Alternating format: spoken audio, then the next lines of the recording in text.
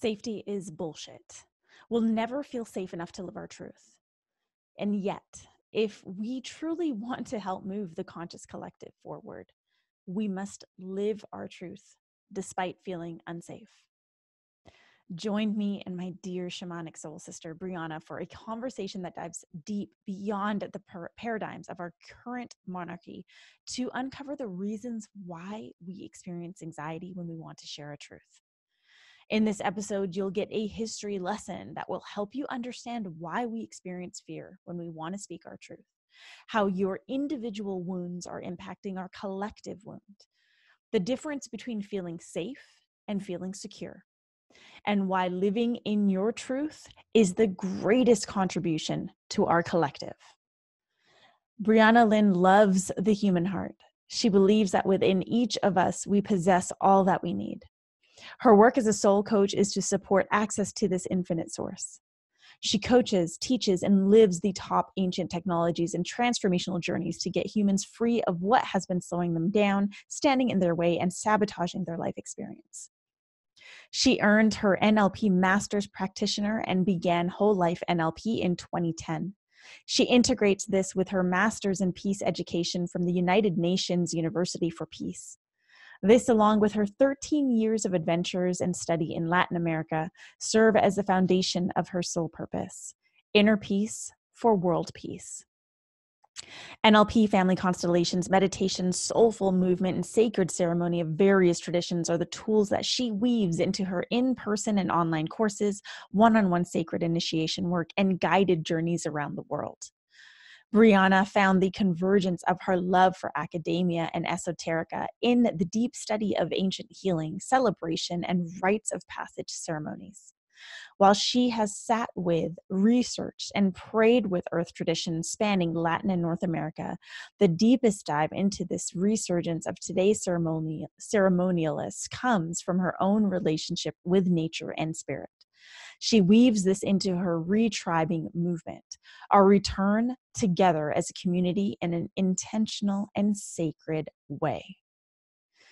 Needless to say, this is one powerful, powerful episode. Now, if you dig this podcast and you want to stay in the loop, sign up for my weekly emails at rubyfremon.com/subscribe. And whether you are new to this podcast or you're a loyal thought leader, please make sure you take a moment to download a few episodes and drop a rating and review on iTunes. Now it is time to dive really, really deep in this awesome, incredible conversation with Briana Lynn Cavion.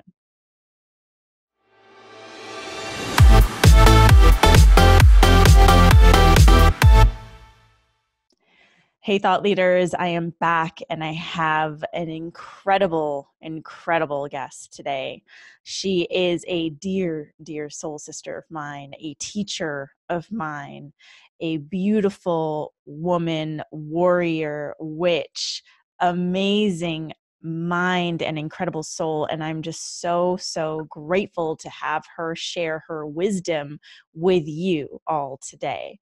So I'd like to give a warm welcome to Briana Lynn Cavion.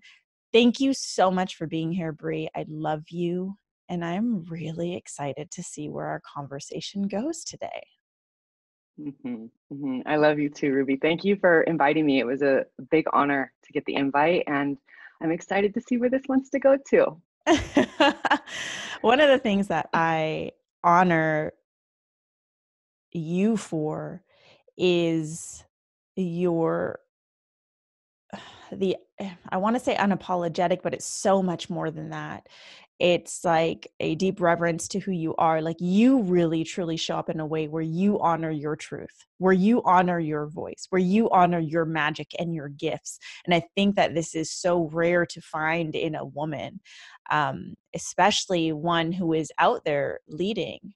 As many of our listeners know from former episodes, past episodes, like, everyone's kind of doing the same thing because that feels safe. And yet here you are blazing your own trail, doing things differently. And because I know you, I know it's not all just easy. And you continue to do it day in and day out. And I just honor you for that, because I think you're taking a stand for your cause and your mission. And by taking that stand, you're also taking a stand for your truth and your voice. Yeah. So thank you. Thank you. Thank you for the acknowledgement. It feels good. Yeah.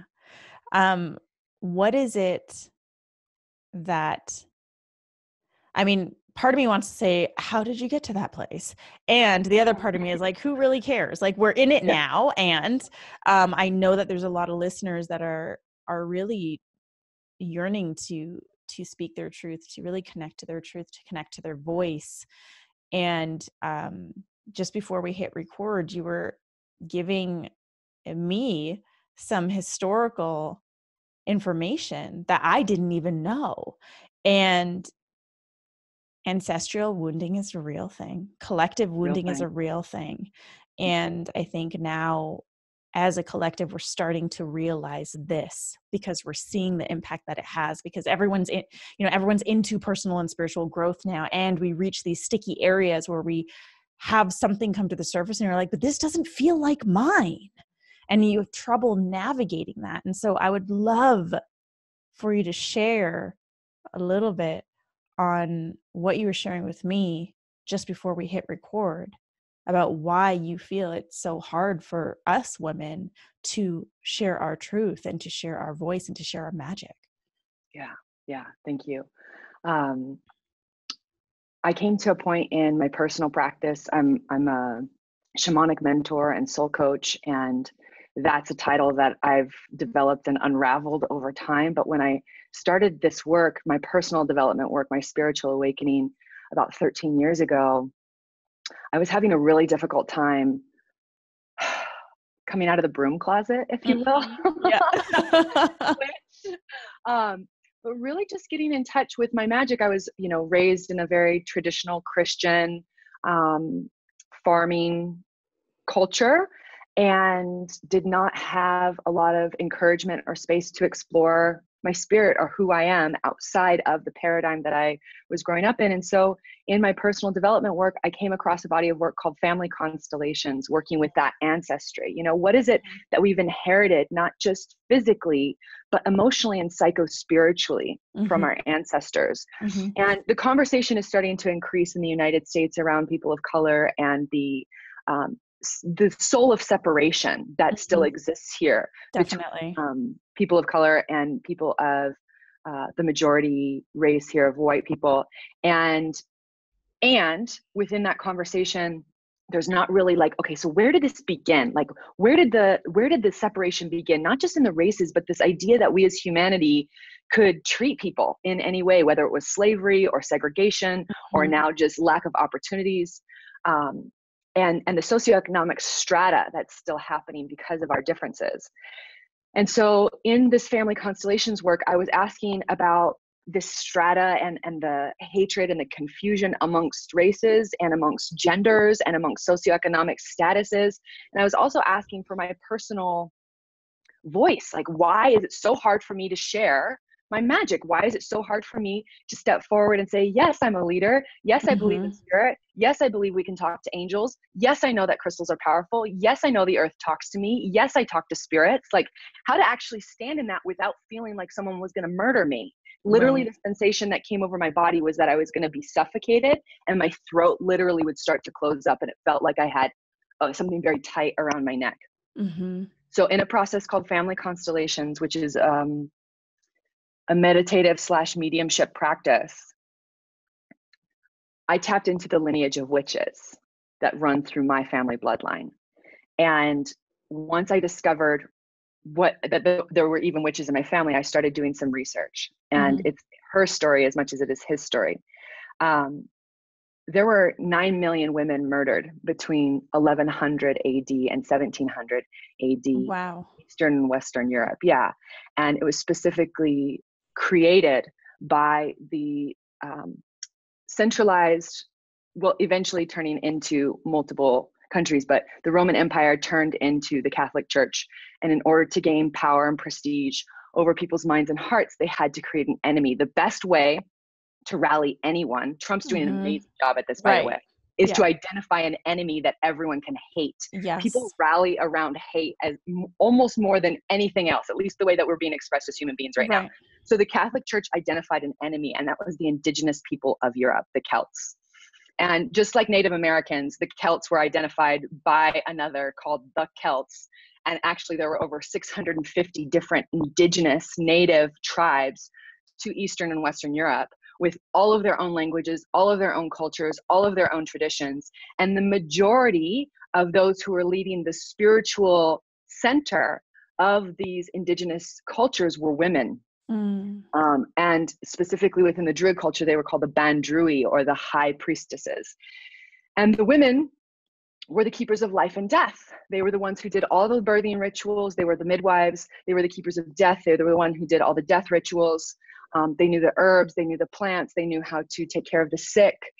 They were the medical doctors. They were the counselors. They were the healers. They were the shamans. They were the keepers of song. They were the keepers of his and her stories.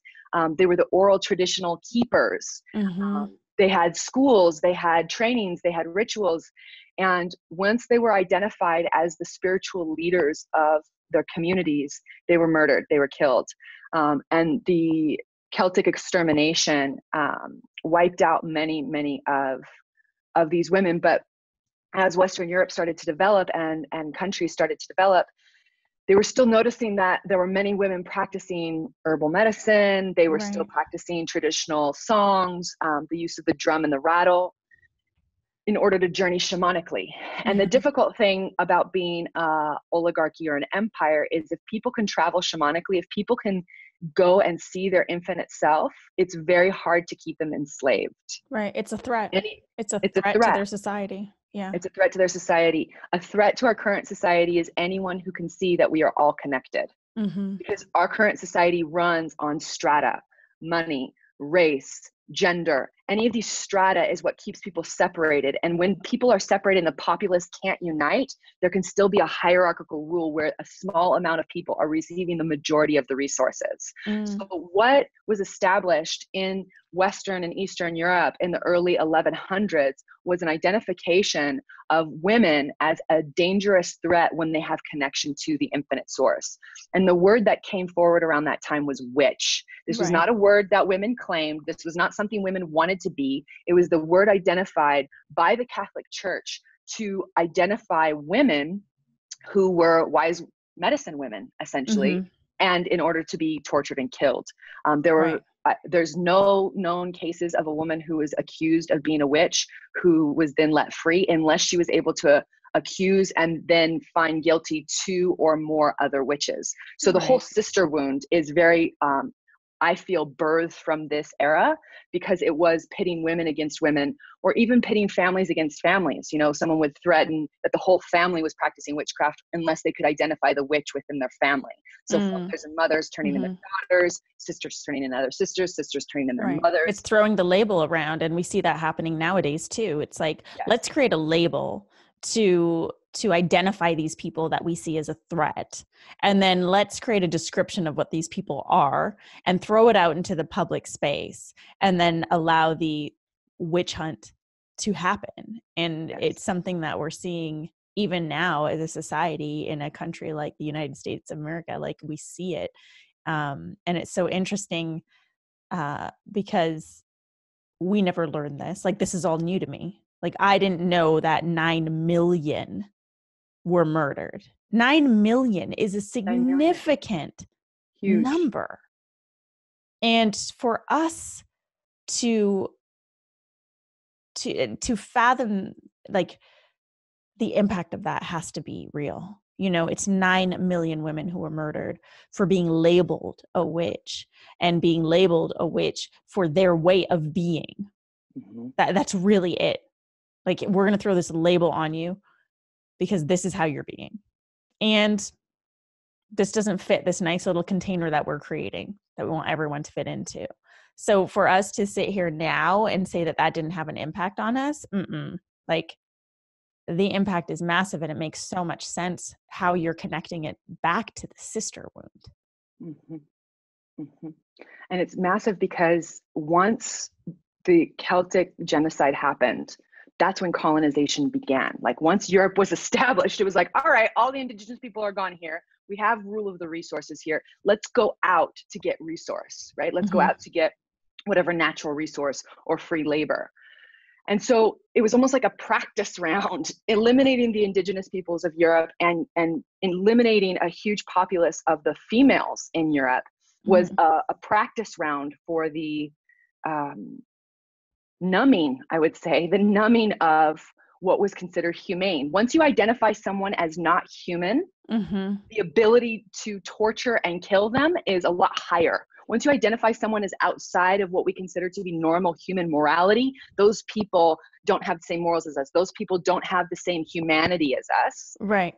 Something switches in the human psyche and they're able to do horrific things. And I like sharing this because a lot of times it's stratified within, you know, who we be as that our melatonin has something to do with that, our melanin has something to do with that. But actually it began with Europeans killing Europeans. It began, and the otherization had nothing to do with skin color. The otherization had to do with culture, and the otherization had to do with ideas about life and death, spirituality. The first genocide was really around spiritual monarchy. The Catholic Church wanted to have the complete rule of the minds, hearts, and bodies of the people. And then once that was created, once that separation was created, people could go out and identify, oh, because these people are this color, or because they have these practices, or because they live this way, they're not as humane, they're savage. Right. Let's dehumanize these people. Yes. And we've seen this in history, in the history that's actually taught. Like we've seen it in the Holocaust. All the propaganda that was thrown into society was to dehumanize the Jewish community and completely mark them as, not even close to being human. And then we see that happening now, right? With the label terrorist, with the label Muslim, with the label Black. We see this happening over and over and over again. And these things have an impact on us as human beings, on us as a human collective. And the fact that we can do this to each other, that we can actually say this other human being is not as human as we are. Yeah. It's crazy. And yet it continues to happen. And so now we're left with a society of women, of leaders, of people who are scared to share their truth. Yeah. And we both see this in the work that we do with our clients. And it's like we've been conditioned for sure through our religious upbringings, our programming, our values that, our parents bestow upon us. And there's also this other ancestral impact that we're carrying within the cells of our DNA, within us, that is preventing us from feeling as if it's safe to speak our truth and dare to be anything different than what society is already portraying.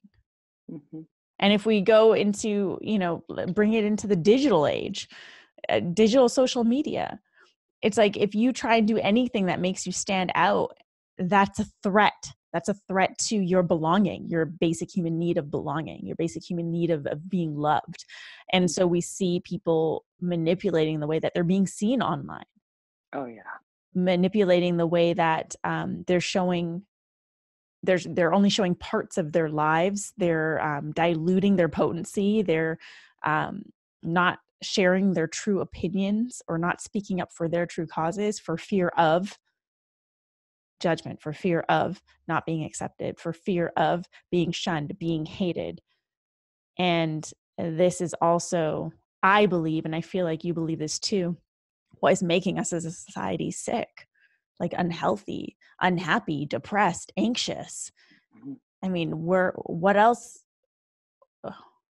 If we cannot speak our own truth, then what are we speaking? Exactly.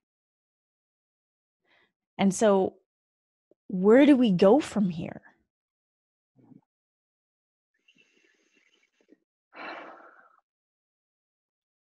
I think it's really beautiful the way you brought it forward as the collective wound, because it's the individual wound connected to the collective wound. It's almost like a little the string attached to the kite, right? And my Mm. individual wound is afraid of being shunned, or my individual wound is afraid of being bullied, or my individual wound is being shut down by someone I care about, or my individual wound is someone in a position of power is going to reject me in some way. The collective wound that that's connected to is torture and death.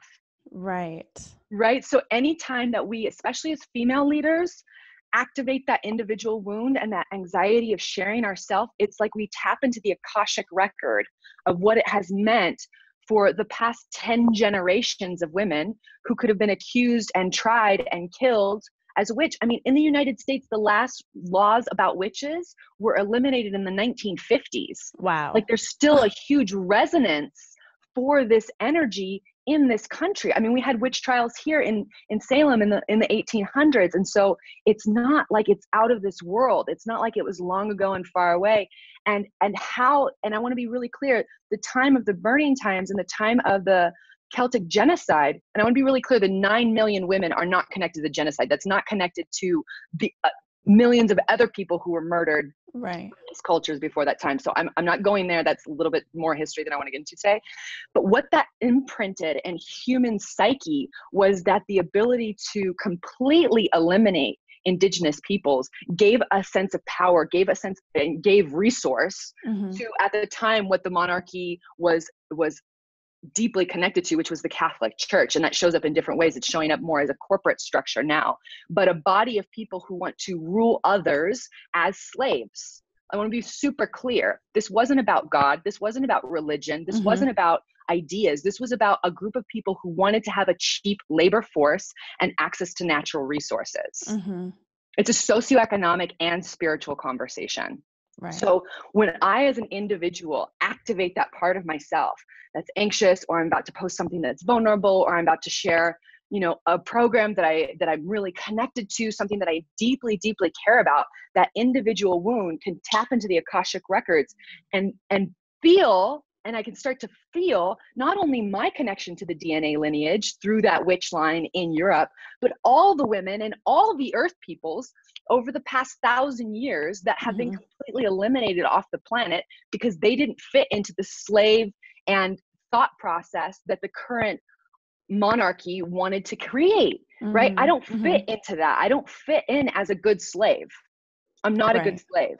And when I'm not a good slave, what I become is a threat to the current system, to the current hierarchical system. That is the main anxiety that I see in women leaders today, is they are not slaves. They don't fit into the current system, but we haven't established another system of support that says your individual wound and the level of anxiety and fear that comes through you, you're not fucking crazy. You're not crazy. You're tapping into the Akashic records of deep pain and suffering of the past 1,000 years of obliteration of people, Indigenous peoples, earth peoples from around the world, and specifically the hunting of women, Who are the first people to oppose war? Who are the first people to say, I don't want my sons and my husbands to be used as slaves in your conquest? That was the women. Right. The women every time. And so we are the first ones that are shut down when the current hierarchical system thinks that we could get out of control. Right. And that's really what female empowerment is. That was really what it means to empower the women, to let us get out of control and really express ourselves, and the level of frustration and anger and anxiety that has been running through our system that is not only ours, it is ours, but it's not only ours, and how we could actually create a front as women, men, and others of all types to finally have the conversation around getting out of a slave system, because we still currently live in a slave system. Yes. So, yes. Yeah. And I loved what when you said out of control, what came up for me is like, it's such a funny term, right? Out of control. And when we don't consciously think about what that means, we can automatically assume like, oh yeah, they're going to go wild, they're going to go crazy. And really what it means is they are out of control, meaning out of the control that is currently taking place. So this isn't about getting into a state of like craziness. I mean, the perception is to the bearer, the person who's actually looking. Being out of control is really getting into the essence of who we truly are. Being out of control is speaking our truth. Being out of control is sharing our own opinions, our own thoughts. and really activating that truth center within us so that we can start to show up from that place. Mm-hmm. And if that's what out of control means, awesome. Sign me the fuck up. Like, I am in there. And we need to, first of all, like, stop. Yeah, I hate that term, out of control, and really understand that this isn't about losing control. This is about gaining your voice back. This is about gaining your truth back. This is about gaining empowerment. This is about gaining that connection to yourself, because when we are not speaking our truth, when we are not showing up in a place that really embodies our soul, then we are creating a disconnect within our own life. And then that disconnect is going to contribute to the further disconnect in our society, in our conscious collective. Yes. And we wonder why we as a people feel so disconnected. Yeah. It all starts within. And it's so interesting how all of these things, and I really hope our listeners are starting to see like how these dots are all connected, and how this is so much more than just this life that you are living today.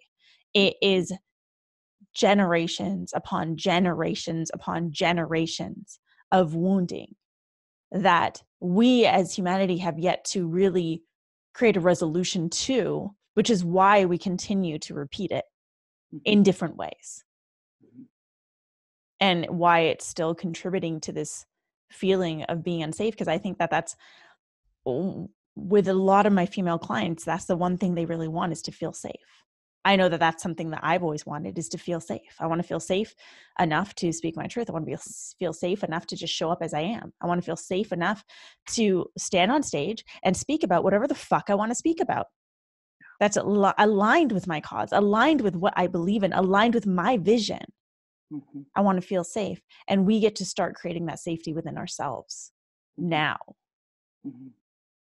Yes. Yes. And it's almost like irregardless of what we feel. Like, it's almost like I've had to really understand that this feeling of safety, I mean, ultimately it's an illusion. We're all dying. We're all going to die. Like, what is this like concept of safety that I'm so attached to, right? Like, right. I'm not going to be attacked, that I'm not going to be arrested, that I'm not going to be judged, that I'm not going to die. Like, actually all of those things have happened or will happen. Mm-hmm. So this concept of safety is thrown around like it's my prerequisite. Before I can share my truth, I need to feel safe. I'm calling bullshit. We're actually not going to feel safe. Mm-hmm. There's certain levels of personal work and like grounding our nervous system to understand we live on a planet where people are living and dying every day. We're all going to die. You are actually not safe. I am actually not safe. Mm-hmm. The concept that like nothing can touch me, or that I'm always going to be supported, or no one's going to attack me, or I'm not going to say anything that's going to get me arrested. I actually don't fucking know. Right. We actually don't know that we're safe. Mm-hmm. And that reality is what keeps women from speaking up. Mm-hmm. It's not just establishing a baseline level of safety when I do my yoga, when I eat well, when my partner and I are on good terms, when I'm supported by my friends. That's a baseline level of how I create security in my life. But actual safety, like I'm in the car daily. That's the most dangerous thing to do. Right. The most deadly thing to do, I'm doing daily, right? I bring my kids in the car. More people die from car accidents than so many other things. And it's like, if I really was focused on safety, I'd be living in a bunker under the woods. You know what I mean? It's almost like this, we've been fed this concept around feeling safe and what that means. And I think it's high level bullshit to keep women small. We actually are not safe. There's millions of comets flying through the sky that can hit the earth at any time. Anyone can have a car accident. Someone who's a murderer can come into your home. Like, no matter where you live in the world, you're not safe. And even the hierarchical structure, this whole system of slavery was built on the idea that a small group of people could keep themselves safe and secure. And guess what? It's just not true. That's not the human existence. Mm-hmm. That's not what it means to live on planet Earth. It's not safe to be here. Right. So if it's not safe to be here, if it's not about safety, then what is it about? Then what is this about? For the listeners who are like, I am here and I really want to get to that place where I feel safe or feel comfortable enough to speak my truth. Yeah. it's not going to happen. If we're waiting to be comfortable enough, if we're waiting to feel safe enough, like I said, get the baseline security, right? Have a good spiritual practice or a morning routine that allows the nervous system to relax, right? That's vital. Eating good food, living water. These are all things that help the nervous system, right? That anxiety is a lot of energy running through the spinal cord. That isn't allowed to digest in the system, and there isn't a way to run it through the system. Eating good food, having a physical practice, moving the physical body, moving your animal every day, having a way to express yourself, especially in a purge and the not beautiful things. So having close friends that can listen to you and not take you seriously when you're going through the shit. Like these are the things that help our nervous system not be at this level, but like right. that grounded space, get into that secure place. But in terms of our physical, mental, emotional, spiritual being, financial, sexual, being safe, like that's just not our reality in this third dimension. There actually is no safety. There can be security that I create through my practices and through my community, but ultimately none of us are guaranteed another moment. None of us are guaranteed another breath. And it's actually the relationship with death, which was the role of the shaman, which was the role of the indigenous medicine people throughout the world, was to help humans have a good relationship with death. Because that's ultimately the only thing we fear. Right. That's the ultimate fear, is when we're going to die and what happens and what's going to happen to my family. And it's like that, ameliorating that fear, understanding that conversation, that at the base of this conversation around safety is actually our lack of shamanic practices on the fact that we are going to die. And we have no way of predicting when that's going to be. And that scares the shit out of every human being. And that is why I believe that the hierarchy created a hierarchy. They were trying to escape death. They're trying to escape this mortality, but there's no escape. Just because you enslave someone else and they're doing all the work for you and you have all the natural resources in the world and you have 1,800 Ferraris does not have you escape from death. Yeah. Yeah. And so I have a certain compassion for the way the hierarchy has been established, because in all of our trappings of trying to escape death, that's actually what creates the feeling of unsafety. The people who I know who feel the most unsafe have the most external security around them, right? People that I've worked with who have, high level of like maybe not top 1%, but top 5% on the planet of people that I've interacted with. And, they live in gated communities, or they have a complete, enclosed fortress, and they have their cars and they have their private jet, and they have this literally enclosed world where they're not interacting with the rest of the world. And these are the people I interacted with. So there might be some who are out there, but to me, they are vibrating at a frequency of the most unsafe, the most unsafe. Right. Yeah. And so it's not so much like, what can I establish in my external world? For me, it's become a practice of learning this life is precious. I could die at any moment. What do I need to establish for my personal practices to calm my nervous system? Yeah. To not be at this frequency all the time. Right. That can It's be a fun like, place to go into, but not my constant frequency. yeah, it's not where I want to live. And No. it's like the idea of controlling what's controllable, right? Like we don't have control over everything around us. We don't have control over other people's reactions. We don't have control over all of these things that could leave us feeling unsafe, but we do have control over us. We do have control over how we set ourselves up for the day. We do have control over how we nourish our physical vessel, how we feel, how we can feel mentally. And anyone who's ever conquered or overcome something in their life, like this, that you have some control over you.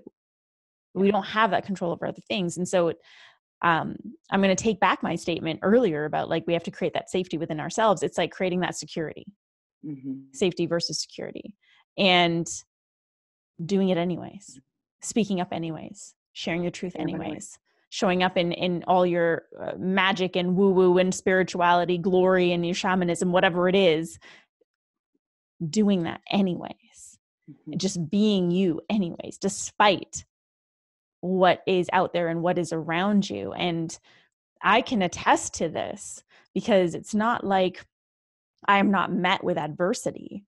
I am met with adversity, both within my family, within friendships, within sisterhood, within society, within my online following. And I continue to do this because I am creating a sense of freedom within me. Yes. And that feels incredible. I would much rather be on this planet and live my truth. And I don't even know the fullest expression of my truth yet. This is just an exploration. This is a constant journey. This is a journey that I will probably be on until the end of my life. Yeah. Because this is where we get to play now. You know, for as Briana has shared with us, like for centuries, we have been pushed underneath this blanket that society wants to live under. And now we're starting to rise as a collective with, you know, the popularity of spiritual and personal development. People are starting to get in touch with who they are. And so people are starting to overcome a lot of these beliefs and these wounds. And we have this awesome collective of people who are now just playing and exploring in their truth. And my invitation is to continue doing that, because number one, you're going to create your own freedom. And number two, you are shifting your lineage. And in doing so, you are also contributing to the shift in our collective lineage. Yes. Yes, exactly. And just like the individual wound is connected to that collective wound, so the individual empowerment is connected to that collective empowerment. Every time we feel a feeling, every time we think a thought and continue to feed it, whatever it may be, we're contributing to an energetic bank account that we are all connected to. All of human history, all of, I would say, sentient being, his and her story, is connected in an energetic web that some people call the Akashic records. Literally the collective consciousness. So every time I think a thought, every time I have a feeling, the deeper the thought, the deeper the feeling, the more mantra, the more times I repeat it over and over myself, I'm contributing little energetic pennies either to the collective fear wound or the collective empowerment wound. Those are the two main bank accounts, the collective fear wound or the collective empowerment wound. And it is based on love, but I use the word empowerment because it really is about stepping forward in our power of how much power we have to shift the collective. If each individual is deeply committed that this is not just my spiritual journey, but I'm committed to contributing to that bank account of empowerment for myself and all of humanity in this lifetime, whether I have children or not, I have a lineage. It's called that energetic bank account, the Akashic records, the thing that we are always, always, always connected to as human beings. And I dare say all sentient beings as well. Every time I contribute positive, uplifting, conquering my inner fears, every time I contribute, hey, I'm feeling this fear and I'm gonna share this truth anyways. Every time I indulge in the empowerment of myself, I am contributing to the collective empowerment. Yes. And that is what's going to shift the collective. You know, a lot of people are out there saying, I am here to shift the collective. I'm here to move the collective forward. It's like, yes. And that starts with you. That starts with you showing up. That starts with you speaking your truth. That starts with you daring to show up as you. And doing the deep inner work to uncover more of you so that you get to bring those parts of you out. And that is how our history as human beings will shift. So this is a very exciting time. And with as much disarray as there is happening in the world, with as much trauma that is being brought to the surface, I think we can both agree that it's all being brought to the surface right now for a reason. Like all of this is happening for a reason, so that we cannot no longer deny that there is a collective wound. It's all around us. You can't turn on the news without hearing something that has to do with this. You can't go on Twitter without seeing anything that, you know, political debate, something that, you know, our leaders are now doing that are forcing us against each other, turning us against each other. Like it's everywhere. It's all around us. And it's so, so, so loud. And we can no longer deny it. And so what do we do about it?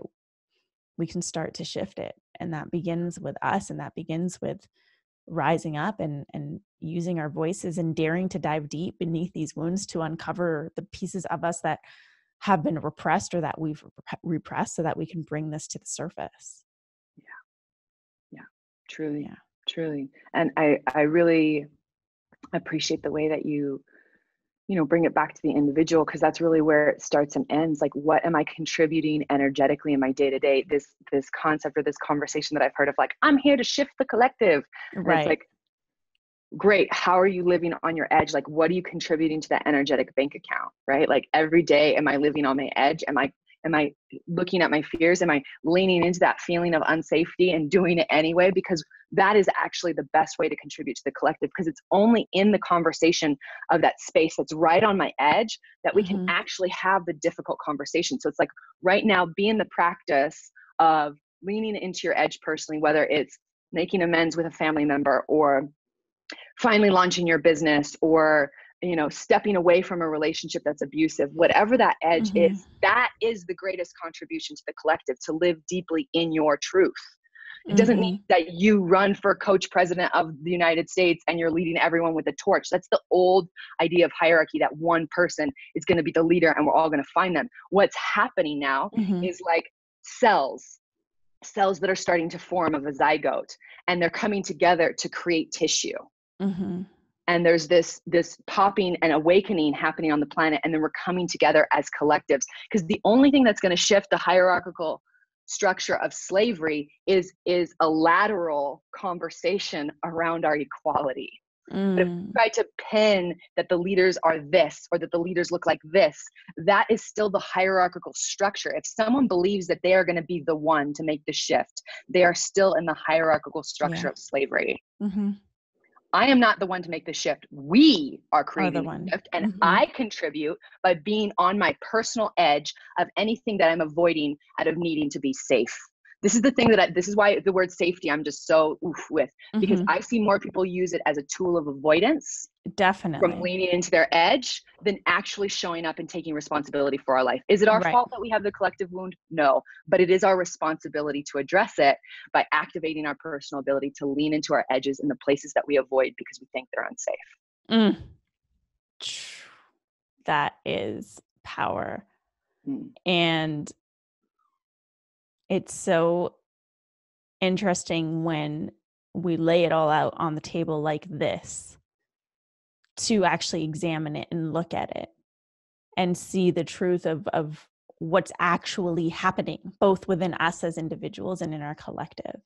So we're nearing the end of this episode, and I just want to take a moment to honor you and say thank you so much for educating us, for sharing your wisdom with us, for opening our eyes and our ears to the truth that lies beyond what is actually being shown.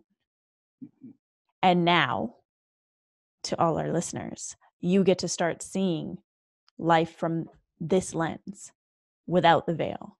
And you get to start stepping up and stepping out in your truth. Because if you're really here to help move the conscious collective forward, which I'm pretty sure all of you are because you're listening to this podcast, then that starts with you.